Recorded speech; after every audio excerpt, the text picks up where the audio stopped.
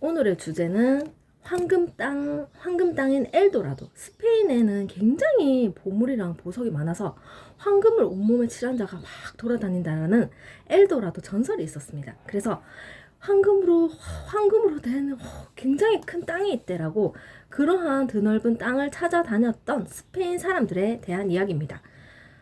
발보아의 지휘 아래에 파나마에 정착한 이방인들이 굉장히 탐욕이 붕괴해서 금 어디 있는 거야? 도대체 황금 어디 있는 거야? 황금에 눈이 멀어서.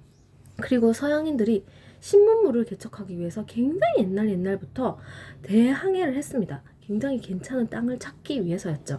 그래서 그러한 탐욕에 붕괴한 원주민 추장이 이렇게 얘기했습니다. 그렇게 황금이 탐나나? 황금이 그렇게 탐나? 그러면 남쪽으로 한번 가보세요. 남쪽으로 한번 가보세요. 남쪽에 가면 굉장히 황금으로 도배된 황금이 막 그렇게 널려있는 그런 넓은 땅이 있는데 한번 그곳으로 가보세요라고 이야기를 했다고 합니다. 그래서 그는 신비의 남쪽, 굉장히 신비하고 넓은 남쪽의 왕국에는 황금이 너무 흔한 거예요. 황금이 너무 흔해서 황금 보기를 돌같이 한다는 그러한 땅이 있습니다. 그래서 엘도라도 전설에는 그 신비의 땅을 바로 황금으로 번쩍거리는 나라라고 하였습니다. 그래서 1513년입니다. 1513년에 태평양을 목격을 하였고, 서양인들이 태평양을 목격하고 태평양 인근에 있는 섬을 항해했고, 태평양에 고립된 이스터 섬 얘기를 드렸죠. 이스터 섬도 있었고, 그 근방에 있는 섬들이 다 폴리네시아인들이었고, 이집트 문화의 영향을 받아서 그런 어떤 여러 가지 희생제가 있었던 인근의 섬들입니다. 그래서 태평양을 서양인들이 1500년대에 목격을 하였고, 태평양 목격했고, 그리고 라이벌인 페드라리아스 다빌라의 모함으로 발보아가 바로 사형 선고를 받습니다. 발보아가 처형을 당합니다. 발보아가 처형을 당했고, 1522년에 에스파냐의 탐험가인 파스쿠알 데 안다고야가 남쪽으로 탐험을 시작했습니다. 그래서 한 원주민 상인을 만났고, 원주민을 만났더니 원주민이 얘기하는 거예요. 남쪽으로 수백 킬로 더 내려가봐. 굉장히 큰 땅이 있어. 하고 내려가 보라고 했습니다. 큰 제국이 있다고 이야기를 들었어요. 그래서 프란시스코 피사로는 에스파냐인입니다. 에스파냐인인 피사로와 디에고 데 알마그랑 파나마 출신인 가톨릭 사제인 아르난도와 여러 이렇게 서양인들이 손을 붙잡고 발보아가 죽은 뒤였습니다. 파나마 총독이 된 다빌라의 충고를 어기고 이 정복에 루케라는 사람이 이 정복에 서양 외지의 땅 있잖아. 그런 땅 있잖아. 우리가 정복할 거야. 그 정복에 재정적으로 후원을 하였습니다. 많은 후원을 받고 찾아온 거였어요. 그래서 그 사람들이 1500년대에 두 척의 배를 빌려서 이제 본격적으로 후원을 받고 탐험을 시작했는데, 비가 많이 내리는 거예요. 비가 엄청 내리고 열대의 특유의 홍수림으로 덮인 남아메리카 해안을 탐사를 하던 중에 모기도 엄청 많지, 모기도 다 뜯겼지, 별다른 성과도 없고 전혀 그 남쪽에 막 그물어 됐다는 땅이 보이질 않는 거예요. 도대체 엘도라도가 어딨나 하고 그렇게 뻥져 있었는데, 지금의 콜롬비아 해변에서 이들이 식인 부족을 만난 거예요. 원주민들이 사람을 잡아먹는 원주민인 식인 부족을 만난 거예요. 그래서 에스파냐인들이 굉장히 공포에 떨다가 진짜 못 가겠다. 생각만큼 쉽지 않다. 항해를 포기를 하고 파나마로 뱃머리를 돌렸습니다. 그리고 시간이 지났어요. 그들은 좀 못내 아쉬움이 있었습니다. 진짜 미지의 땅을 우리가 개척을 해야 되는데, 그들의 꿈, 영국인들과 어떤 여러 외국인들과 어떤 그런 서양인들의 꿈이 전 세계에 자신들의 명성을 떨치는 게 자신의 꿈이었습니다. 그래서 이제 1526년에 다시 두 번째 탐험을 시작을 하였고, 두 번째 탐험을 잘 할 수 있을까 하고 그들은 또 배를 타고 떠납니다. 미지의 땅을 개척하기 위해서 떠나는데, 이 에스파냐인 피사로가 현재 지금 사누 안강어귀에 정박을 하였고, 항해사인 바르톨로메 루이스가 바로 남쪽으로 항해를 하고 있었습니다. 배를 그렇게 운전을 하고 있었는데요. 오늘날의 에콰도르 근처에 도착을 한 루이스는 바로 통역관이었습니다. 루이스는 뗏목처럼 생긴 배 한 척이 다가온 것을 보고, 에스파냐인들이 처음으로 발견한 낯선 배였습니다. 근데 그들은 여러 남녀가 있고 외모가 좀 이제 거기에 원주민들이었습니다. 그 섬의 원주민이었고 여러 남녀가 있었고 옷은 굉장히 화려하게 수놓아진 고급 옷을 입고 수놓은 옷을 입고 있었고 루이스라는 통역관이 막 얘기를 했는데 그들의 배가 지금 페루랑 에콰도르 국경선에 위치한 툰베스 항구에 왔다고 알려졌습니다. 에스파냐인한테 이제 말이 잘 안 통하니까 우리 여기요 지금 페루 쪽에 페루랑 에콰도르 국경선에 위치한 쪽에 왔어요 라고 얘기를 했습니다. 그래서 그 원주민들을 만났잖아요. 원주민이 막 얘기하는 거예요. 털로 짜여진 막 예쁘게 수놓아진 옷이랑 털로 짜여진 동물 털로 짜여진 라마로 짜여진 옷을 입고 이렇게 옷을 얘기하는데 이 오빠 보세요 예쁘죠? 이거 우리나라에 가면 진짜 많아요. 동물 털로 된 옷 진짜 많고 막 수놓아진 옷도 많고 우리나라 진짜 황금도 많아요. 금 진짜 많아요 라고 이렇게 얘기를 하는 거예요. 우리 땅에 가잖아요. 금 널렸어요. 굉장히 살기 좋은 곳이에요 라고 이렇게 얘기를 합니다. 그래서 여기는요 온 세상의 지배자랑 위대한 우리 이제 잉카 문명입니다. 여기 위대한 이 잉카 지배한 사람 누군지 알아요? 우아이나 카팍이에요 하고 자기들의 그 리더의 이름을 얘기를 하는 거예요. 와, 그 원주민이 그렇게 얘기하는 거예요. 그래서 에스파냐인들은 지금 완전 두근두근 하잖아요. 황금으로 된 땅을 찾기 위해 어디 뭐 그런 거 없나 이렇게 찾고 있는데 마침 이렇게 얘기하니까 여기구나 싶었습니다. 그래서 루이스와 원주민들과 피사로, 이 에스파냐인 리더인 피사로가 합류를 해서 같이 가는데요. 근데 너무나 생각보다 멉니다. 도대체 어딘가요? 그들의 땅이 도대체 어딜까요? 아무리 가도 안 나오는 거예요. 너무 힘들고 지쳐서 그냥 다시 돌아가겠다라고 이야기를 합니다. 근데 이 에스파냐인의 리더는 한 번 실패하고 다시 온 거잖아요. 강력한 의지를 탁 땅바닥에 선을 긋고 딱 선언합니다. 분명히 가야 한다. 우리 지금 그동안 많이 힘들었잖아. 뭐가 힘들어? 에스파냐야 겁나 잘 살았는데 우리 정말 힘들었어. 우리 지금 유토피아로 가는 거야. 황금으로 도배된 그 땅으로 가는 거야. 우리 거기 가면 굉장한 부와 굉장한 쾌락을 누릴 수 있어. 이렇게 얘기를 해서 지친 사람들이 끝까지 끌고 갑니다. 우리 그 땅 가보는 거야. 미지의 땅을 개척하는 거야. 이렇게 얘기를 했습니다. 그래서 12명이 그의 설득에 넘어갔고 이들이 바로 역사의 이슬라델 가요의 13인이라는 이름으로 기록이 되어 있습니다. 그래서 처음에 안데스 산악지대를 통과를 하지 못했고 여기는 굉장히 큰 안데스 산맥이 있는 곳이었습니다. 그래서 엘도라도라는 땅이기도 하고 그 전설 속에 나오는 엘도라도도 있고요. 엘도라도라는 땅은 바로 바다에서도 바라볼 수 있었고 침보라소 산의 멋진 모습을 하고 있었고 에콰도르 중앙이 바로 높이가 6,267m나 되는 화산이 있었고 날씨가 좋은 날에는 바다에서도 막 이렇게 항해를 하다가도 그 화산이 보였다고 합니다. 맑은 날 바다에서 볼 수 있는 곳이었고요. 남쪽으로 가면 눈 덮인 안데스 산에 봉우리가 있었고 원양 항구인 툰베스에 그들이 도착을 했습니다. 힘겹게 도착을 했습니다. 그들은 생각보다 원주민들의 환대를 받았어요.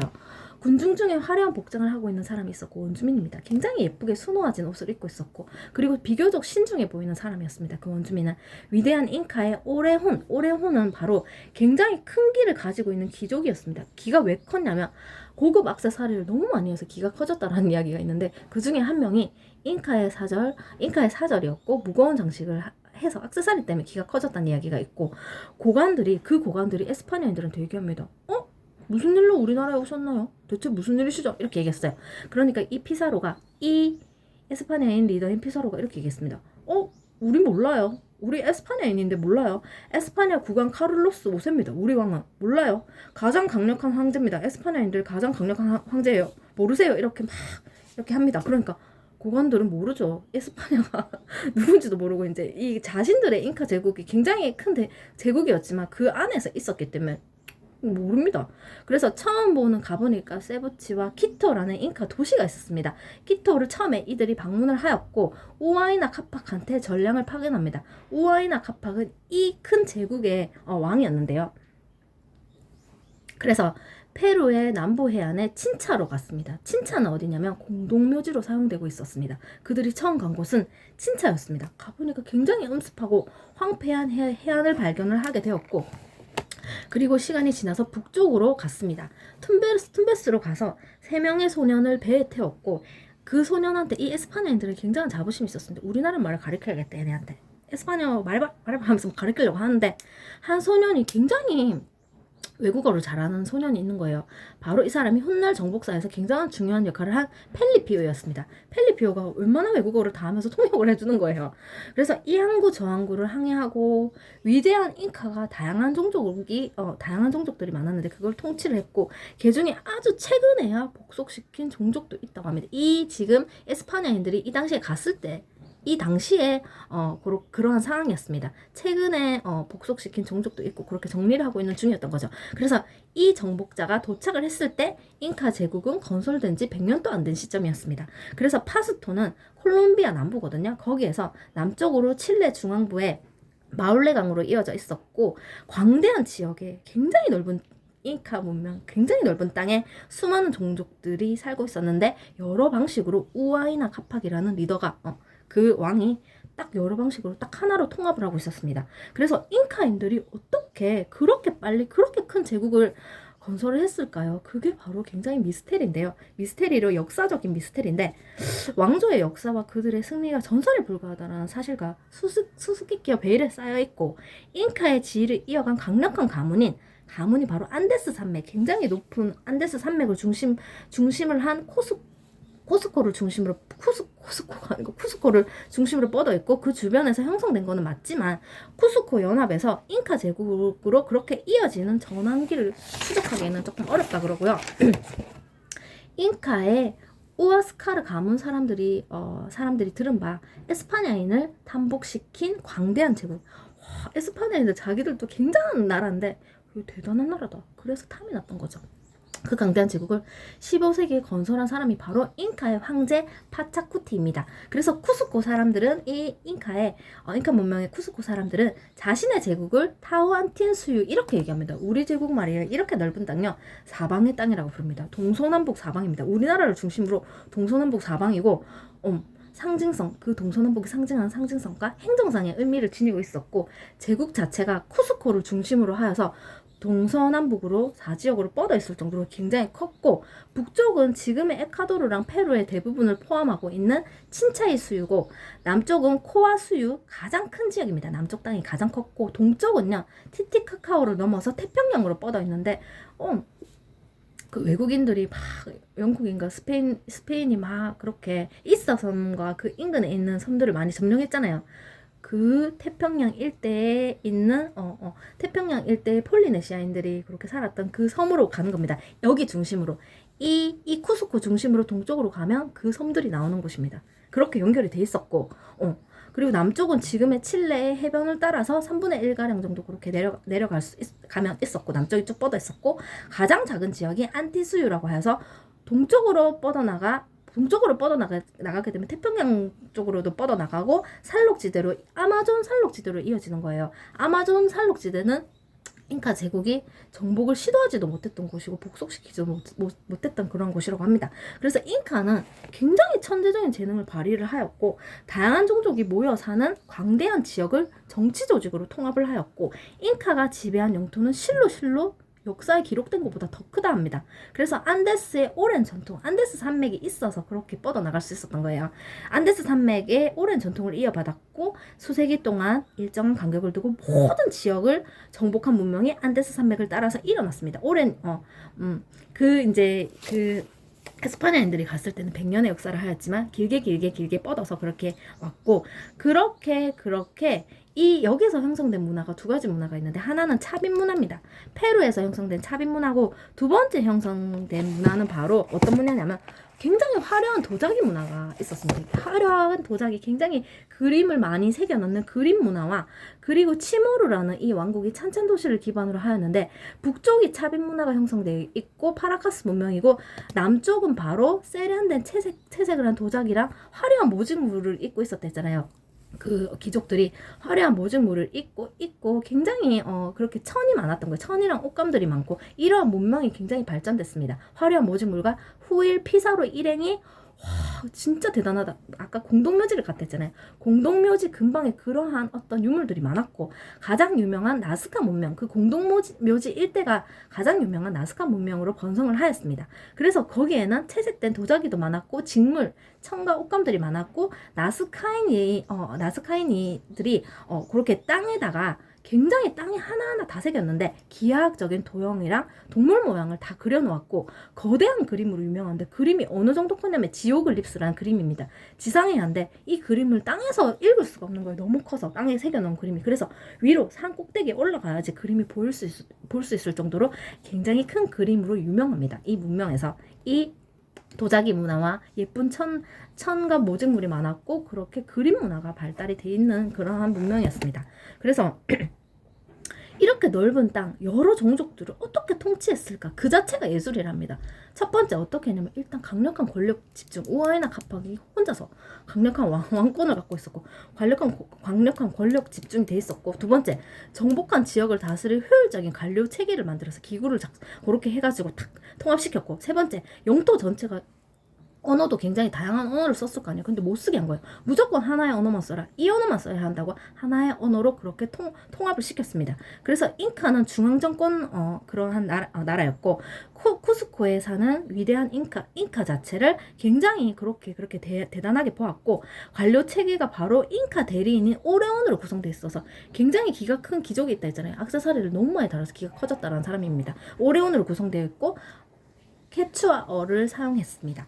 그래서 이 에스파냐인 피사로가 툰베스에서 만난 처음에 원주민 만났을 때 왕국 출신의 사람들이었습니다. 막 자부심 있었잖아요. 우리나라 가면 동물털로 된 옷도 많고 직물도 많고 우리나라 금으로 된 땅이야. 우리나라 몰라? 하면서 막 우아이나 카팡 몰라? 이렇게 얘기했다 했잖아요.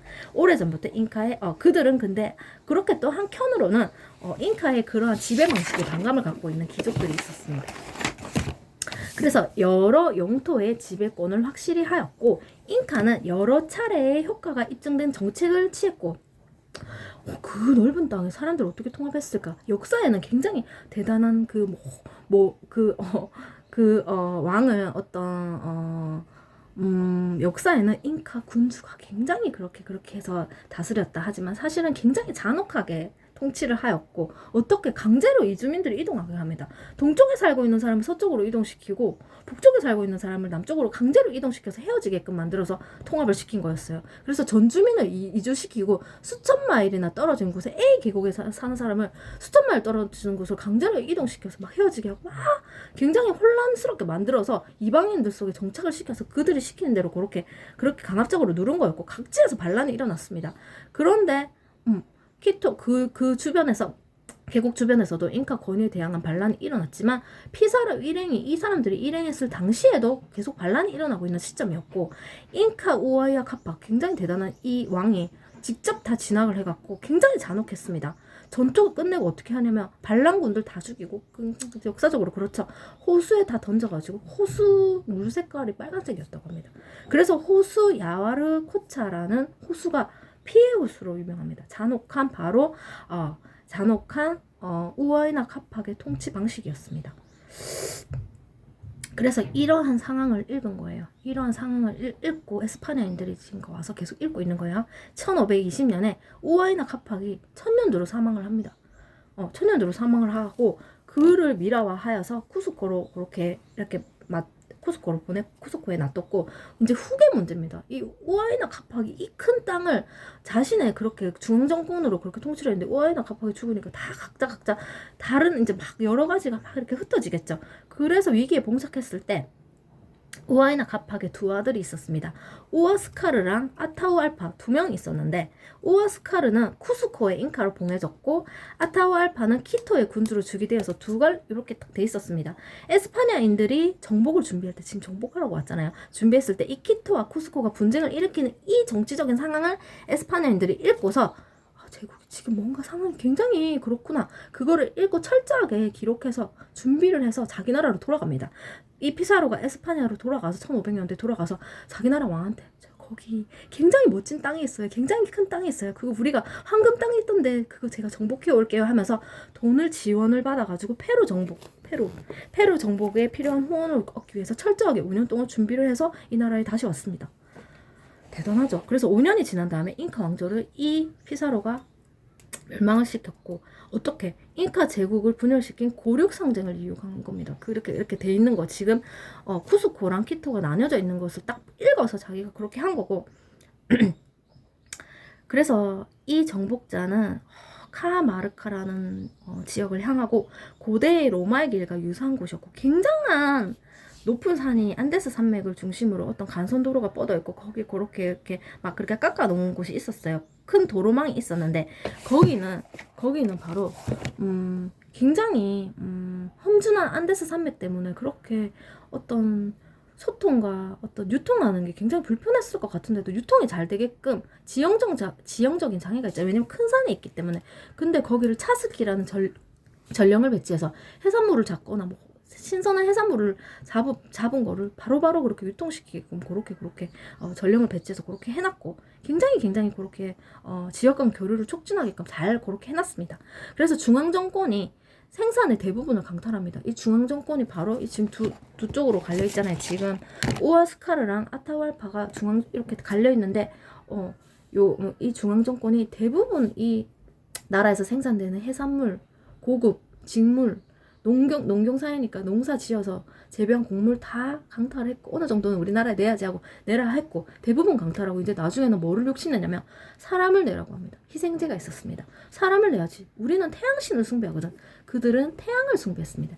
태양을 숭상하고 있었고 가장 예쁘고 잘생긴 사람을 신한테 바치자 하였고 태양신의 여자라는 굉장히 예쁜 여자, 마을에서 굉장히 예쁜 여자를 태양신의 여자로 그렇게 어떤 집에다가 태양신의 여자가 사는 집을 딱 만들어 놓고 거기 들어가 있게 해서 평생 직물을 만들게 하고 천을 만들게 하고 그렇게 옷을 만들게 하고 귀족들의 옷을 만들게 하고 이거 그리고 태양신한테 바칠 거야 라는 명목으로 그렇게 하고 그 여자가 너무 예뻤기 때문에 주변에 사람들이 많이 막 왔겠죠. 근데 만약에 그 여자를 주변 그 잉카의 허락 없이는 그 여자랑 절대로 뭐 이야기를 하거나 그 여자 집에 근처에 가기만 해도 그 사람을 사형시키고 불명예를 입혔다고 합니다. 그래서 이 에스파냐인들이 갔을 때 우연히 태양신의 여자가 살고 있다는 집 근처를 지나다가 그 집에 보니까 다른 에스파냐인들 시체가 세구가 거꾸로 매달려 있는 거예요. 태양신의 여자한테 말을 시켜서 그렇게 사형을 당한 거였습니다. 태양신의 여자를 태양을 숭상하는 희생제가 있었고 그리고 동물 희생제도 있었는데 동물이 굉장히 많았고 귀족들이 굉장히 동물을 많이 보유하고 있었는데 특히나 한 의식이 있을 때 어떤 신한테 그렇게 바치는 어떤 제가 있었을 때 10,000마리나 되는 굉장히 동물털로 된 라마 털이 많다 했잖아요. 10,000마리나 되는 라마를 태양신한테 바쳤습니다. 그래서 이러한 직물과 천이 많고 고급 옷들이 많다 했잖아요. 막 수놓아진 옷이 많고 잉카 문명의 핵심 요소자 모든 거래할 때 기본이 천이었고 피사로 일행이 칵사스 주민한테 에스파냐의 카스티아에서 만든 이 에스파냐인들도 자신들이 만든 옷을 갖고 와서 나눠줬고 에스파냐인들은 이렇게 딱 보니까 그 나라 사람들이 귀족들만이 유독 두드러진 옷을 입고 있었습니다. 쿰비라는 옷을 입고 있었고 정복자들이 읽은 것은 안데스 사회 자체가 직물이 단순히 편안하게 입고 실용적으로 쓰는 목적이 아니고 귀족을 조금 두드러지게 구별해 줄 수 있는 그런 귀족들만의 그러한 천으로 된 옷이 있다는 것을 알게 됩니다. 그 직물이 그것을 상징한다는 것을 알게 되었고 그래서 잉카 자체가 바로 자신들의 어떤 세력을 그렇게 할 때 쿰비 직물을 이용하였고 그래서 한 족장은 귀족들한테 그 농경사의 족장이 귀족한테 쿰비를 주어서 또 그렇게 자기들끼리 권력을 그렇게 하였다고 합니다. 그래서 칵사스를 떠난 피사로는 에스파냐인입니다. 이 에스파냐인이 지금 잉카를 정복을 했습니다. 구체적으로 어떻게 정복을 했는지를 말씀드릴게요. 피사로가 얼어붙은 툰드라 지역을 지나면서 카마르카로 왜 가냐면 지금 두 왕이 있는 데로 가는 겁니다. 카마르카로 갑니다. 해발 5,000m 정도 되는 곳이었고 굉장한 혹독한 추위가 있었고 그곳에 가니까 그 사람을 태우고 갔던 말이 너무 아파서 걷지를 못하고 돌로 만든 피라미드 요새가 있었고 어떤 냉장고 같은 저장고를 발견합니다. 그 높은 해발 5,000m 되는 곳에 사람들이 살았다라는 것을 알 수 있는데 저장고가 있었습니다. 그 안에 잉카 군대가 몇 주간 사용할 직물이 많았다 했잖아요. 천이 많고 그리고 음식이 한가득 들어있었습니다. 금방 이 사람이 갔을 때 최근에도 사람들이 왔다 간 것 같아요. 그래서 뗏목을 타고 흐르는 강을 건너서 통행료를 내야 했습니다. 그냥 건너갈 수도 없었고 건너갈 때는 돈을 내야 되고 그 돈을 그 나라에서 그렇게 내라고 한 거였습니다. 그래서 어떤 그렇게 중앙 정권으로 질서화돼 있었고 아타우 알파가 지금 우아나 카팍 죽고 아들 둘이 있었는데 우아스카르랑 아타우 알파는 키토의 군주입니다. 키토의 군주 아타우 알파의 거점 도시에 도착을 하게 됩니다. 이 정복자 피사로가 도착을 했습니다. 굉장히 많이 준비를 하고 왔죠. 카하마르카 도시가 바로 칵사스보다 더 인상적이었고 넓은 광장 주위에 돌을 쌓아서 돌로 된 건축물이 많았고 균형 잡힌 건물들이 있었고 잉카인들의 상당한 건축 기술을 읽을 수 있었습니다. 그래서 도시 입구에는 이들이 태양신을 숭상했다 했잖아요. 태양을 숭상했고 태양신을 숭배하기 위한 태양 사원이 있었습니다. 신전이 있었고 에스파냐인과 이제 잉카인을 만납니다. 잉카인들이 황제 회담을 주선을 하였고 뭐 때문에 왔어요? 이것 때문에 왔어. 이런 식으로 온 거예요. 와가지고 전령이 나온 겁니다. 아타우알파 지금 왕녀 지금 밥 안 드시고 단식 중입니다. 이렇게 얘기를 한 거예요. 그들은 사절을 교환하고 서로 엄청나게 감시합니다. 도대체 뭐 때문에 온 걸까? 저 외국인 뭐 때문에 올 걸까? 이렇게 생각을 했어요. 근데 피사로가 자신의 동생 에르난도를 아타우알파한테 보냈고 군주 이 아타우알파는 바로 태양의 아들이라고 불렸습니다. 태양의 아들로서 30대 초반이었고 정교하고 빡빡한 직물 굉장히 고급스럽게 수놓아진 직물로 된 옷을 입고 있었고 왕관을 쓰고 있었는데요. 머리가 굉장히 장발이라서 길어서 5번 정도 머리를 감아 올린 상태였고 이마를 덮고 있는 모직 장식 끈은 왕권을 상징했는데 끈이 바로 금 골드로 엮어놓은 빨간 술로 달린 그러한 스타일을 하고 있었고 깃불이 굉장히 깃불에 막 굉장히 황금으로 된 액세서리를 많이 하고 있었고 얼굴에는 고운 베일로 천으로 가리고 있었습니다. 태양의 아들이기 때문에 사람들이랑 얼굴을 대면하지 않으려고 하였고 천으로 이렇게 가리고 있었고 사람들이 태양의 아들님 제발 얼굴 한 번만 보여주세요 이렇게 하면 천을 걷으라고 하면 걷기는 걷는데 시선을 피하고 다른 데로 걸었다고 합니다. 그래서 이 아타우알파 태양의 아들은 에스파냐인한테 정복자인지 모르는 거예요. 한테 황금 술잔에 옥수수 술을 담아가지고 술 한잔 하세요 하고 내줬습니다. 근데 피사로는 안 먹었습니다. 술을 안 먹고 갑자기 이 피사로가 이렇게 얘기하는 거예요. 하면서 사도야고 뭐 막 이상한 말을 하고 막 하는 거예요. 이 말이 떨어진과 동시에 이 피사로가 바로 이 태양의 아들을 공격을 했습니다. 공격을 하였고 이 당시 지금 이 신전에 있는 분위기는요. 그들이 악기를 연주하고 소라, 고동과 피리 막 이렇게 막 기분 좋은 분위기였고 카하마르카 주민들은 화려한 옷을 입고 있었지만 사실은 근데 이 주민들도요 사람들이 굉장히 많은 이 넓은 땅을 탐내는 사람이 많았겠죠. 그래서 몽둥이를 들고 있었고 투석기를 들고 있었고 언제 이렇게 외부의 세력이 올지 몰라서 굉장히 긴장태세였는데요. 그래서 피사로가 명령을 내렸습니다. 도미니크의 신부 발베르데가 잉카 앞으로 나가서 한 손으로 성호를 긋고 다른 손으로 성소를 내밀어서 피사로가 자신이 믿는 에스파냐인 자신들이 믿는 신을 얘기하면서 신의 말씀을 전하려고 왔다 이렇게 얘기하는 거예요. 이 정복자가. 그러면서 그러니까 아타우알파는 태양을 숭상하잖아요. 뭔 소리세요? 하고 성소를 딱 뺏고 귀에 딱 대보고 성소를 딱 집어 던져버리는 거예요. 피사로가 에스파냐인이 굉장히 화가 났습니다. 태양의 아들 팔을 잡아서 막 가마에서 끌어내리려고 흔들고 싸우고 화성청 소리가 들리고 말울음 소리가 들리고 갑자기 삽시간에 소동이 일어나면서 주변은 온통 시체가 널리게 되었습니다. 이 에스파냐인이 다 죽인 겁니다. 그래서 원주민 몇 명과 황제는 권위가 떨어졌고 옷이 다 찢기고 팔이 묶이고 이 태양의 아들은 아타우알파는 제발 살려주세요. 왕궁방 하나 가득한 금으로 가득된 왕궁 보물을 드릴 테니까 제발 좀 살려주세요 했습니다. 하지만 이를 감금시키고 황금 감방 안에 그의 아내랑 같이 투옥을 시켰고 보물이 굉장히 많았는데 이 에스파냐인이 자신의 것을 챙기고 부하들 거랑 자신의 나라에 가져갈 보물이 엄청 많았습니다. 다 훔쳤습니다. 훔치고 이 태양의 아들 친구가 있었거든요. 그 친구가 잠시 딴 데 어디 간 사이에 이런 소동이 일어난 거예요. 비극이 일어났고 그리고 우아스카르도 암살을 하였고 피사로는 이 에스파냐인이 정복해서 이제 태양의 아들한테 이렇게 넌 큰 죄를 지었어. 넌 대역죄야. 너 이제 이 사람한테 화형 선고를 내립니다. 굉장히 잔인한 처벌이었죠. 화형 선고가 내려지고 또 협박을 합니다. 이 사람한테. 왜냐면 이 잉카인들은 4, 5세기에서 그들의 육체가 없어지는 거, 어느 나라나 그렇겠지만 육체가 없어지는 걸 굉장히 두려워해서 이 나라도 미라화시키는 게 있었거든요.